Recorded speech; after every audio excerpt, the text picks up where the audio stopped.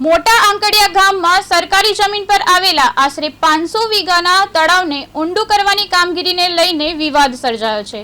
ગ્રામજનોના જણાવ્યા મુજબ તળાવ ઊંડું કરવાની ચાલી રહેલી કામગીરીને કેટલાક અસામાજિક તત્વો દ્વારા રોકવાનો પ્રયાસ કરવામાં આવી રહ્યો છે, જેના વિરોધમાં આજે ગામ તેમજ આસપાસના વિસ્તારોના વિવિધ સમાજના લોકો અને આગેવાનો એકત્રિત થયા હતા।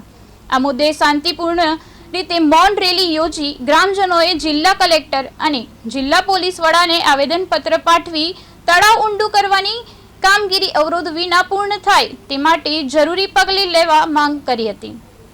રેલી દરમિયાન મોટી સંખ્યામાં લોકો જોડાયા હતા અને ગામના હિત માટે યોગ્ય નિર્ણય લેવાની માંગણી કરી હતી।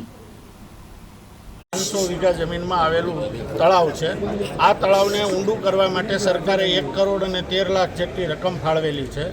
આ સરકારી જમીન છે, એમાં ગામ લોકો 1.5 મહિનાથી તળાવ ઊંડું કરતા હતા। આ બહારના 2 લોખા તત્વો નરેશભાઈ વાળા ચિત્તલના અને એમણે સ્થાનિક 2-4 વ્યક્તિઓને ઉશ્કેરી અને આ તળાવને ઊંડું કરતા રોકવામાં આવ્યા છે। ફરી વખત કાર્યપાલક ઇજનેરને મંજૂરી આપી તો બીજે દિવસે એ લોકો ટોળું લઈ અને ગાળો બોલી અને આ કામને રોક્યું છે। અમારે એક જ અવાજ છે કે ભાઈ આ તળાવ શાંતિથી ઊંડું થાય। જે ખેત તળાવમાંથી માટી ઉપાડવાના લઈને પ્રશ્ન ઊભો થયો હતો, તેમાં આજે સમગ્ર આંકડિયા અને આસપાસના ગામના તમામ સમાજના લોકોએ અને આગેવાનોએ આજે કલેક્ટરશ્રીને આવેદનપત્ર આપ્યું છે કે ગામમાં તળાવમાંથી ફરીથી મંજૂરી મુજબ માટી ખોદવાનું કામ ચાલુ કરવામાં આવે। જે અસામાજિક